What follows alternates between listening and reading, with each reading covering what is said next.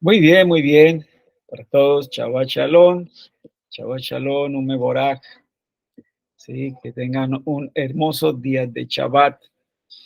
Para hoy tenemos entonces, la sidra para hoy es Vaishlach, y envió la paracha número 8. Y esta paracha la encontramos en Bereshit, capítulo 32, verso 4, hasta el 36:43. ¿Sí? Génesis 32, 4 hasta el 36:43. Entonces me he valido de algunas notas, como siempre, de Abraham Werski y también de Jonathan Sachs, ¿sí?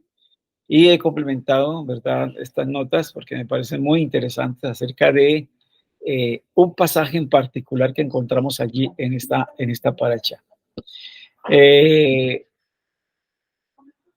Génesis o Bereshit 32, 24, ¿sí? Dice ahí, Jacob se quedó solo y un hombre luchó con él hasta rayar el alba. ¿Sí? Ese es el primer texto que vamos a estar nosotros ahí viendo, tratando de dilucidar. ¿Sí? Y el 32, 28 que dice, y el hombre dijo, ya no será tu nombre Jacob, sino Israel, porque has luchado con Elohim y con los hombres y has prevalecido. Es más o menos, esos son los dos textos que vamos a estar analizando aquí. ¿Sí? Y en el primer texto vamos a estar viendo acerca de la autoestima, ¿sí? La autoestima, lo importante de la autoestima, ¿sí? Y en el segundo texto vamos a ver, digamos, la importancia de buscar autenticidad y trascender. Entonces vamos a estar viendo, estudiando, eh, vamos a ver esta clase y tenemos que ir allí a remitirnos, obviamente, al Midrash, que el Midrash está explicando allí parte de lo que o tenemos que dilucidar. Entonces el Midrash dice que la persona que atacó a Jacob fue el ángel de Esab, el ángel o el guardián de Esab. ¿Sí? Los comentaristas obviamente agregan aquí que este ángel representa el Yetzer Hara, o sea, la mala inclinación.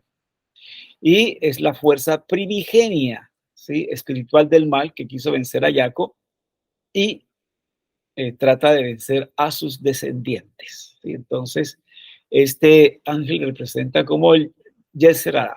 ¿Sí? Aquí hay un comentario que hace el Ratz Shlonim, interpreta este versículo y nos brinda aquí una importante lección. Y quiero mostrárselas para que podamos allí, a raíz de eso, pues poder desarrollar el tema. Él enseña que la palabra hebrea, vaivater, se quedó,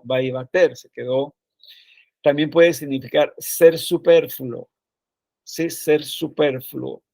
Y el mensaje del versículo es que Jacob sintió que él era superfluo cuando estaba solo, ¿sí?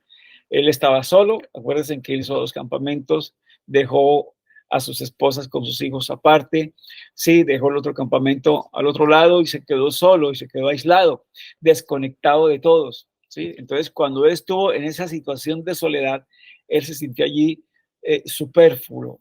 ¿Qué significa superfluo? Como sin utilidad, sin valor, sin cumplir ni desempeñar una función, ¿sí? Y podríamos decir tal vez también como una baja autoestima.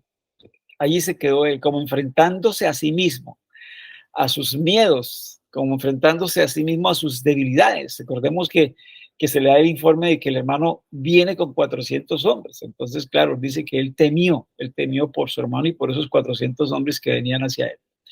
Entonces, él como de alguna manera quería proteger a su gente, obviamente, a sus esposas, a sus hijos, ¿no? Y él los reparte como en dos grupos y él se queda solo, ¿no? Entonces, allí se puede interpretar que esa palabra se quedó, también se puede interpretar como quedó superfluo, o sea, como sin valor, sin utilidad, ¿sí? Sin poder cumplir una función, ¿no? Y en cierta manera como una baja autoestima. Eh, Algo que tenemos que entender es que nosotros fuimos creados a imagen y semejanza del Creador y Él tiene unas midot, unos atributos divinos que inclusive no podemos llegar a captar con nuestra mente finita, ¿verdad? Esa magnitud, esa profundidad de esas midot, ¿sí? O de esas características o atributos divinos, ¿sí? Y nos dice allí la escritura que Él creó el mundo. Él creó el mundo porque la naturaleza de lo bueno es hacer el bien, ¿sí? O sea, la naturaleza de lo bueno es hacer el bien. Y por eso Él todo lo creó bueno. Por eso dice allí que todo fue bueno en gran manera y vio el Eterno que todo era bueno en gran manera y lo bendijo el Eterno, etcétera, etcétera. Así lo vemos en el relato de la creación.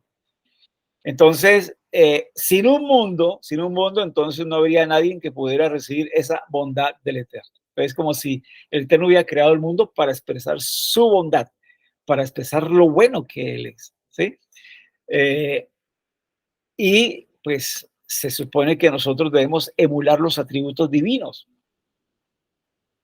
Y la máxima obligación de la persona es hacer gesed, hacer bondad, ¿sí? Ayudar a los demás.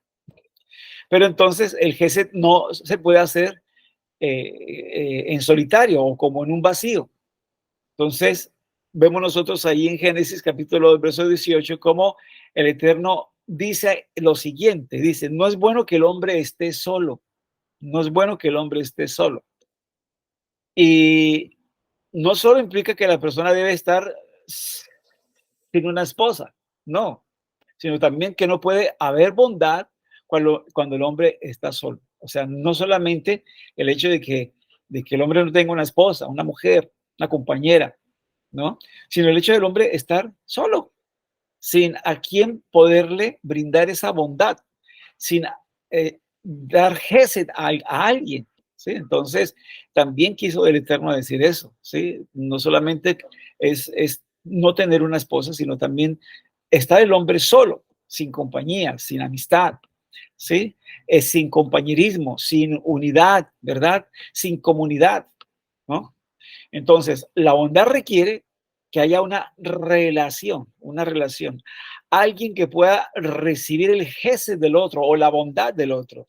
En tanto que el propósito de la creación era que el hombre emule al Eterno haciendo gesed.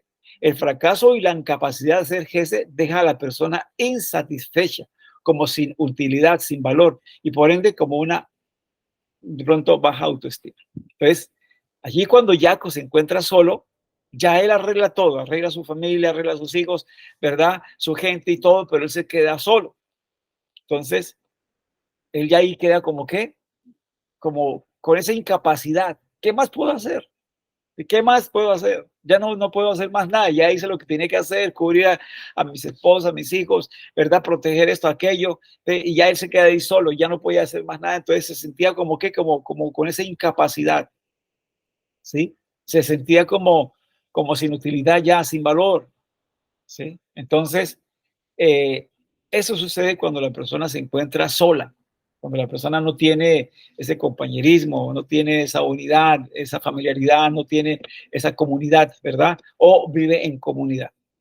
Entonces, las personas, por ejemplo, adictas, por lo general se encuentran solas. Se encuentran solas porque son egoístas y siempre están tratando de complacer sus propios deseos o placeres. Y pueden ver a los demás o bien por encima o bien por debajo de él.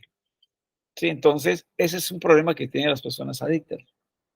Y siempre uno las va a encontrar como solas, aisladas, ¿sí? Del mundo, de las personas, de la gente, ¿no? Y es porque siempre están pensando en sí mismos y en complacerse a sí mismos, bien sea con el alcohol, bien sea con la droga, bien sea con cualquier vicio. Y pueden ver a algunos por encima y a otros por debajo, pero siempre van a estar pensando en función de ellos mismos. Eh, para entender un poquito más esto, debemos, por ejemplo, ver cómo nosotros valoramos las cosas. ¿Sí? Vamos a ver cómo valoramos las cosas. Y hay dos formas de valorar las cosas, o dos razones por las cuales valoramos las cosas. La primera es porque son funcionales y la segunda es porque son ornamentales, ¿sí? Las cosas pueden ser funcionales, nos pueden ayudar, ¿verdad? Algunas cosas nos pueden servir y otras, pues porque nos sirven para ser como adornos prácticamente. Por ejemplo, yo recuerdo que en la casa teníamos un reloj de pared, ¿sí? Y era de péndulo y de cuerda, ¿no?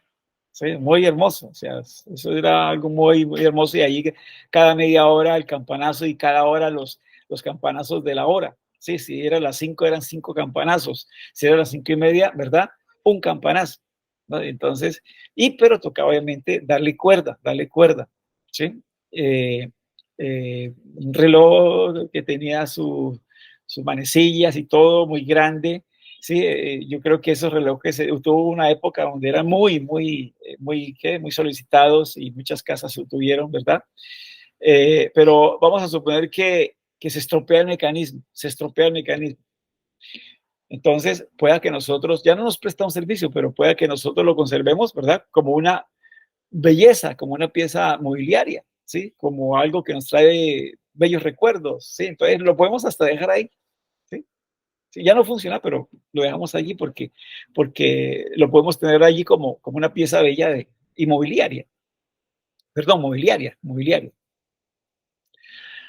Si, por ejemplo, es un abrelatas y ya no funciona, pues lo desechamos. Si no funciona un abrelatas, ¿verdad? Si ya no me sirve para abrir a mí las latas de conservas, entonces, ¿qué hacemos? Lo desechamos y nos conseguimos otro. A no ser que tenga de pronto algún componente estético, algo bien hermoso, estético, y bueno, de pronto hasta lo dejemos allí, ¿verdad? Sí. Pero, pues cuando no deja, o sea, eh, cuando no tiene función, o sea, cuando ya no funciona, pues entonces es cuando pierde valor para nosotros. Los objetos, hablando de los objetos, ¿no? Entonces, puede haber inclusive hasta personas muy bellas, ¿sí? Bellas como para ser ornamentales. Y es por eso que, pues, que vemos cómo se explota la belleza, ¿no? ¿Sí? Como modelos en todo tipo de comercio. ¿Sí? Entonces se explota la belleza y todo eso, ¿verdad? De un hombre, de una mujer, como modelos en todos los aspectos del comercio, ¿no? Pero, incluso aquellos que son increíblemente hermosos o hermosas pueden perder su belleza a medida que envejecen. Entonces ya como que ya deja de ser funcionales en ese sentido, ¿no? ¿Sí? Entonces, preguntémonos cuál es la base sobre la cual la persona puede tener un sentido de autoestima. ¿Cuál es la base? Y aquí tenemos que entender que el verdadero valor de la persona está en su función, lo que la persona puede hacer. ¿Sí? Por eso, hoy día, alguien dijo algo muy interesante, lo escuchamos por allí, ¿verdad? Con mi esposa, y es que las oportunidades llegan, pero hay que estar preparado para ellas, ¿sí? O sea, que hay que prepararse para esas oportunidades que llegan, ¿sí? Si es un puesto, ¿verdad? Administración, si es un puesto de gerencia, si es un puesto de alguna tecnología, pues primero hay que estar preparados, hay que estar como al día, por decir así, hay que estar como al día, ¿verdad? En esa área para poder uno desempeñarse en esa oportunidad que se le da laboral, ¿sí? De trabajo. Pues hay que estar como al día en conocimientos. Sí, entonces, ese es el verdadero valor de la persona, ¿verdad? Y está en su función. Y dado que una función principal de la persona es hacer gesed, atención, gesed, porque estamos para emular los atributos divinos, la incapacidad o el fracaso para hacer gesed priva a la persona de una fuente de autoestima, una de las mejores fuentes de autoestima. Cuando la persona no tiene la capacidad de ayudar a otros, de practicar la bondad con otros, el gesed con los otros, entonces allí se priva, ¿verdad? De esa fuente, chaval chalón, de esa fuente, una de las fuentes grandes para tener esa autoestima, para saber qué es valioso, ¿verdad? Y qué es significativo para los demás. Entonces, una de las tácticas del Yetzer Hará es aplastar a la persona, privándola de su capacidad para hacer gesed. Totalmente. Sí, o sea, ahí el Yetzer Hará no quiere que se le haga bien a nadie. ¿Sí? Al contrario, la persona no busca más bien es su propio bien, pero no el bien de los demás. ¿Sí? Entonces, acuérdense que ese no es el verdadero amor. El verdadero amor es el que lo da, el que siempre, ¿verdad?, está dando, el que siempre está esperando, el que tiene, ¿no? Muchas veces hasta sacrificial y todo, y por eso amamos mucho a nuestros hijos, ¿verdad? Porque con nuestros hijos nosotros siempre hemos dado, ¿verdad? Nos sacrificamos, estamos allí pendientes, tratamos de dar lo mejor, damos hasta nuestras vidas por ellos y todo. Entonces por eso los amamos. Y tenemos esa capacidad, ¿no? De practicar bondad con ellos a pesar de lo que ellos puedan hacer, ¿no? Entonces, allí el Yetzer Hará va a tratar siempre de aplastar a la persona, ¿sí? De privarla de practicar esa capacidad de gesed, de bondad hacia los demás, ¿sí? La persona entonces que está aislada de otros y no puede dar de sí misma a los demás, puede perder su sentido de valor personal, ¿sí? Entonces, si es una persona aislada, es una persona que no tiene contacto con los demás, ¿verdad? Entonces puede perder esa capacidad y allí es cuando una persona, ¿verdad? Puede sentirse superflua, o sea, sin utilidad, sin valor, ¿verdad? Puede caer inclusive en una baja autoestima, ¿sí? Cuando no tiene de pronto, digamos, la posibilidad de ayudar, de practicar bondad, de que, caramba, le reconozcan como una persona importante, ¿verdad? Que ayuda, que guía a los demás, ¿sí? Que, que trata de buscar el bien para los demás, ¿no? Entonces aquí el Ratz Shlonim encontró este mensaje en el versículo y él traduce como Jacob se sintió superfluo porque estaba solo. Entonces, por eso no es bueno que la persona esté sola, ¿sí? Él se encontró solo y ya se encontró como que, no, sin valor, sin utilidad. Ya hizo todo lo que tenía que hacer, se encontró solo, pero ahora tenía que enfrentarse a sí mismo, ¿verdad? De pronto con esa debilidad. ¿Y por qué? Porque tal vez él siempre pretendió ser como su hermano, ¿sí? Su hermano era el primogénito, que quiso la bendición de su hermano, quiso inclusive el amor de su padre porque el padre amaba más a su hermano, eh, quiso ser el primero en salir porque tomó al hermano del talón cuando estaba saliendo, ¿verdad? Dando a luz, ¿verdad? La mamá, etcétera. O sea, quería como ser su hermano, no, no. Entonces ahí había un problema. Ahí es el que vamos a desarrollar, pero ahorita más adelante, ¿sí? Entonces, la baja autoestima y la depresión que resultan del aislamiento hacen que la persona quede vulnerable, atención aquí, ¿a qué? Al ataque del Yetzer Hará. Sí, entonces, aquí es, la persona no puede quedarse sola, no puede quedarse sin hacer gestos, sin ayudar a otros, sin practicar la bondad, ¿verdad? Porque entonces, o sin estar en comunidad o estar en compañerismo, no puede quedarse sin eso, porque entonces, ¿qué sucede? Puede llegar la baja autoestima, puede llegar la depresión, ¿sí? Puede haber aislamiento y la persona se vuelve vulnerable ¿a qué? Al ataque del Yetzer Hará. ¿Sí? Entonces, por eso es que la persona debe ser siempre proactiva, ¿sí? Proactiva, o sea, debe estar haciendo algo útil, siempre. Algo o las cosas que lo hacen una persona necesaria y significativa para los demás, ¿sí? Y siendo como es. Entonces, la persona tiene que estar siempre haciendo algo proactivo, algo que lo lleve a la meta que quiere, que lo lleve a crecer, que lo lleve, ¿verdad?, a ser una persona que pueda practicar el gesed o la bondad hacia los demás. Sí, tiene que hacer eso. Hacer gesed no es solo una gran misma, sino también ayuda a la persona a tener un sentido de dignidad y de autoestima. ¿Sí? Entonces, por eso es que la persona allí es, es donde recobra su dignidad y recobra también esa autoestima. ¿Sí? ¿Por qué? Porque está levantando a otros, ayudando a otros, ¿verdad? Procurando que otros también sean edificados, que otros sean bendecidos, ¿verdad? con su labor, con su dedicación, ¿verdad? Otros también puedan salir adelante. Entonces, ¿eso qué? Le da dignidad y le ayuda a su autoestima. Entonces, no hay cosa más grande que poder ayudar. Y aquí es donde yo, pues, hablo mucho con mi esposa acerca de cómo ella trabaja con personas con discapacidad, con maestros que tienen que ver con la discapacidad o las limitaciones, ¿verdad?, de las personas. Entonces, cómo me gusta a mí, ¿verdad?, que se le pueda enseñar a esas personas a salir adelante, ¿sí?, a mirar su vocacional y que puedan salir adelante. Eso me parece una cosa muy encomiable, muy hermosa, ¿sí?, poder hacer que personas con cierta discapacidad de cualquier tipo puedan encontrar su vocacional y encaminarlo por allí para que pueda él desarrollarse, ¿sí? Desarrollarse en el sentido de tener un trabajo digno, de pronto un emprendimiento, etcétera, ¿sí? Y pueda así pues lograr algo en la vida. Entonces, eso me parece muy, muy hermoso. Jacob obviamente se adelantó a realizarlo con su hermano Esad, ¿sí? Y acuérdense que antes de quedarse solo él, ¿qué fue lo que hizo? Le envió regalos, le envió a él cosas materiales, ¿verdad?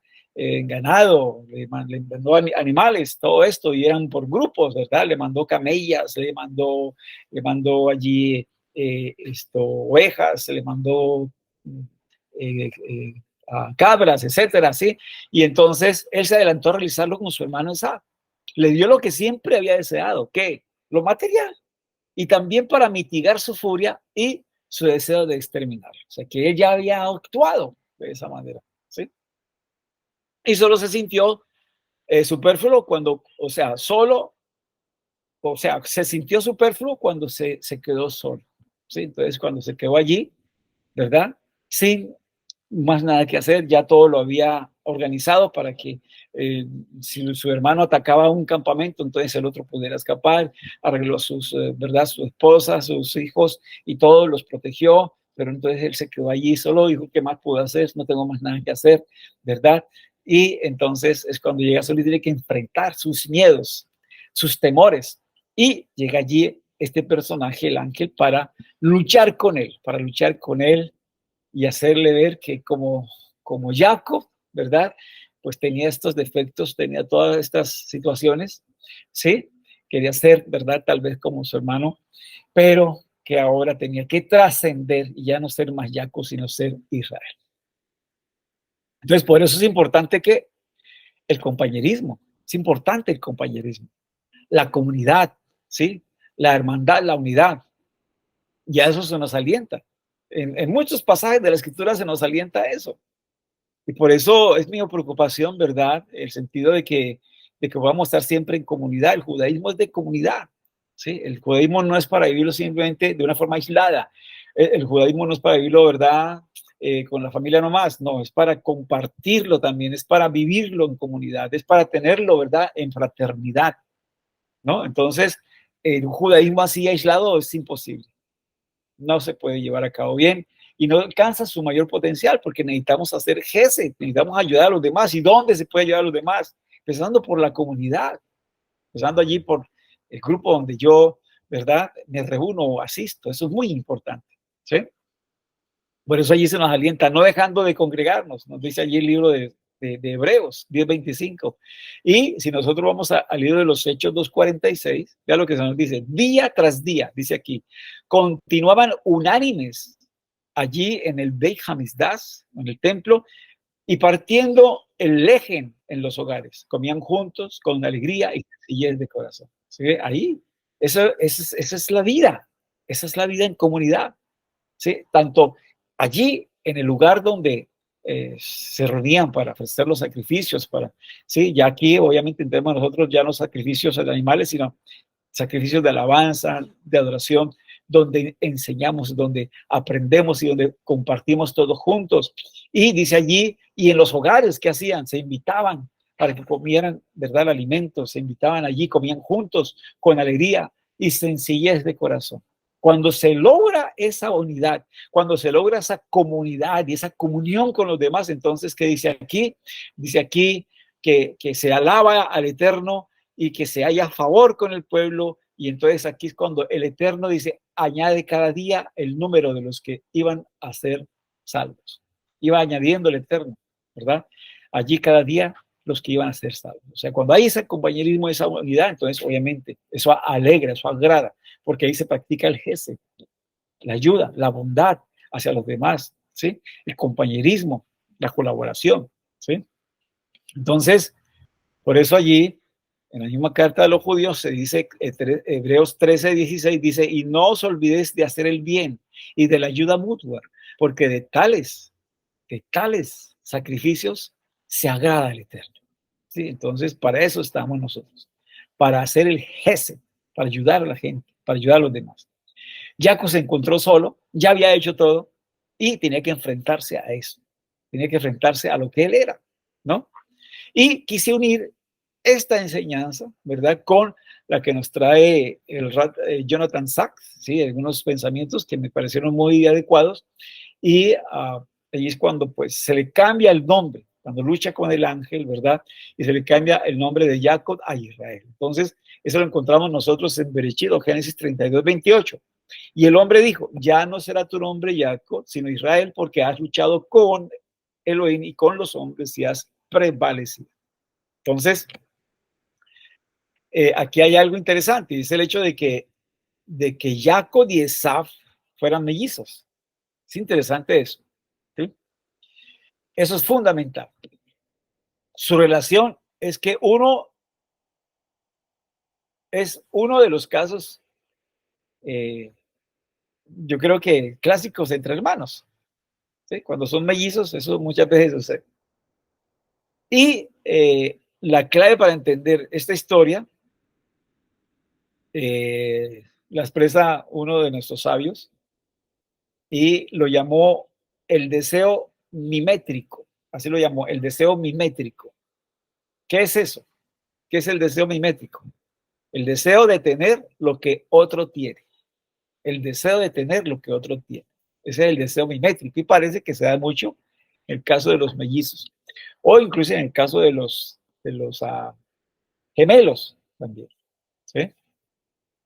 Entonces, por eso es que cuando nacen así, gemelos o mellizos, entonces hay que darle al uno y también hay que darle al otro y hay que darle al uno lo mismo que al otro, ¿sí? Como para que no se, para que no nazca eso, ¿no? De que, ¿por qué a él sí, a mí no? ¿Por qué, verdad? Entonces, pues, muchas veces ustedes se dan cuenta que a los gemelos los visten igual, que a los mellizos también los tratan de vestir igual y todo eso, y por eso, el caso mimético, o el deseo mimético, ¿no? De tener lo que otro tiene. Entonces, en otras palabras, el deseo de ser otra persona, prácticamente, ¿no? Y esto es lo que significa el nombre Jacob. Nombre Jacob, ¿sí? Es el nombre que adquirió porque nació aferrado al talón de su hermano Esaf. Esa fue consistentemente su postura durante los eventos claves al comienzo de su vida. Entonces, el que quería suplantar, el que quería la posición de su hermano, más o menos eso es lo que quiere decir Jacob, ¿sí? Entonces, podemos ver ahí en la historia de la Torá que él compró de su hermano el derecho de primogenitura. Compra de su hermano el derecho de primogenitura. O sea, quería ser el primogénito. Entonces, compra de su hermano el derecho de primogenitura. Vistió las prendas de su hermano para, obviamente, engañar a su padre y parecerse a él, ¿sí? Apellido de su madre, obviamente, ¿no? Recibió las bendiciones de su hermano también, apellido de su madre también, ¿no? Y cuando su padre le preguntó, ¿quién eres tú, hijo mío? Le respondió, yo soy Esaf, tu primogénito. ¿Sí? Entonces, Jacob era el hombre que quería ser Esaf. ¿Por qué? Porque Esaf tenía algo que él no tenía. ¿Y qué era lo que él no tenía? Jacob no tenía ¿qué? El amor de su padre. Jacob no tenía el amor de su padre. Isaac amaba a Esaf, pero Rivka amaba a Jacob. ¿Sí? Entonces parece que eso lo llevaba a él a desear, ¿verdad? Inclusive todo lo que tenía su hermano Esaf. Ahora, recordémonos que él temió por su hermano, porque él se dio cuenta, bueno, sabía que su hermano había honrado a su padre en vida, había honrado siempre a su padre. Y él había quedado a su lado prácticamente como más de 20 años, ¿sí? Acuérdense que él se queda en la casa de Labán por casi 20 años. o un poquito más de 20 años, y entonces no tuvo la oportunidad de honrar a su padre, ¿no? Mientras que Esad sí, es más, dice el Midrash que Esad fue una de las personas que más honró a un padre, ¿sí? Que más se esmeró por honrar a su padre, ¿no? Entonces, eh, ¿cómo entonces debemos entender lo que le dijeron a Jacob? Cuando él se queda solo, cuando él tiene que enfrentarse a sí mismo, cuando él tiene que mirarse a sí mismo, ¿sí? Cuando él de pronto, con todos estos hechos, todavía allí internamente deseaba ser como su hermano, ¿verdad? Entonces se le dice, ya no será Jacob, ya no será Jacob, no seas Jacob, sé Israel, sé Israel, ¿sí? Sé Israel. No como una declaración, sino como un pedido, como un desafío, una invitación, ¿sí? El ángel como que le dice, ya no sea más Jacob, sea ahora Israel, ¿sí? Y obviamente, pues, eh, lo que significa es que actúa de forma tal que la gente te llame de esta manera. ¿Te llame como? Israel. Sé un príncipe, sé de la realeza, sé recto, sé tú mismo, no anheles ser otra persona. Y aquí, obviamente, está pues la grandeza y está la verdadera realización. Cuando uno es uno mismo, uno no trata de ser como los demás, no, uno es uno mismo y siendo uno mismo, trata de uno mejorarse a sí mismo, de trascender, de ser uno la mejor versión de uno mismo, ¿sí? Sé un príncipe, sé de la realeza, sé recto, sé tú mismo, no anheles ser otra persona. Entonces, el hecho de que la Torá y la tradición todavía utilice la palabra Yaco, porque todavía se utiliza Yaco en nuestros rezos, y todavía se habla de Yaco en la Torá y en el Tanat, ¿sí? No solo Israel, nos indica que el problema no ha desaparecido, porque somos descendientes de Jacob, de Abraham, Isaac y Jacob.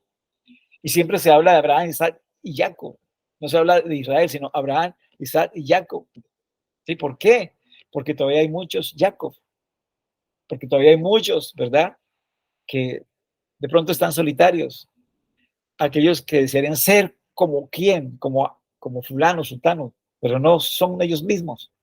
Entonces la idea aquí es, sé tú mismo y trasciende tú mismo, perfeccionate tú mismo, ¿sí?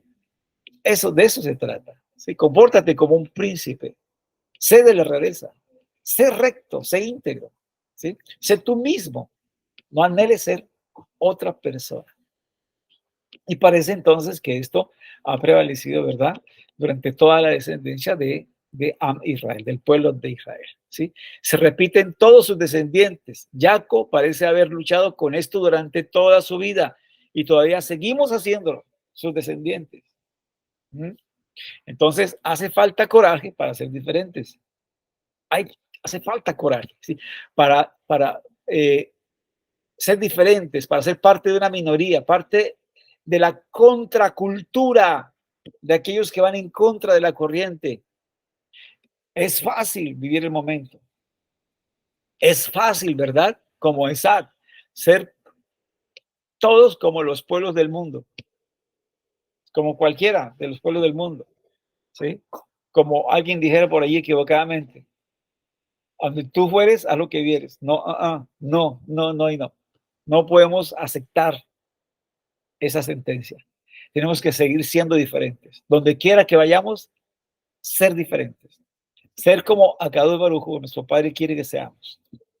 Siendo nosotros mismos, obviamente, pero creciendo, mejorando, perfeccionándonos. El desafío presentado entonces por el ángel, ¿verdad? Sigue teniendo eco en la actualidad. Somos yacos, ¿sí? Somos yacos avergonzados de quiénes somos. ¿O somos Israel con el coraje de mantenernos de pie y caminar erguidos por el camino de la emuná? ¿Qué somos nosotros? ¿Jacob o Israel? ¿Qué somos nosotros? ¿Sí? Tenemos que aceptar ese desafío.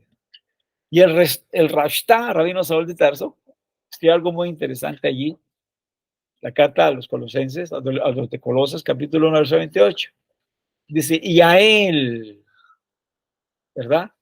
A él nosotros proclamamos. ¿A quién? A él. Al Mesías lo proclamamos. Amonestando a todos los hombres. Amonestándolos, educándolos, instruyéndolos, guiándoles, reprendiéndoles y enseñando a todos los hombres con toda sabiduría, a fin de poder presentar a todo hombre perfecto en el Mesías. Esa es nuestra tarea, ¿sí? Esa es nuestra tarea, ese es nuestro gesto, ¿sí? Es nuestra bondad hacia los demás, ayudarle a los demás, ¿sí? Amonestándolos, ¿verdad? Enseñándoles, instruyéndoles, reprendiéndoles, a que puedan alcanzar esa estatura. ¿La estatura de quién? De nuestro santo maestro, el Mesías de Israel, Yeshua de Nazaret. Mis amados, los dejo allí. Que el Eterno los bendiga para todos. Shabbat Shalom, Umeborah. Shalom, Uberjo, paz y bendiciones para todos.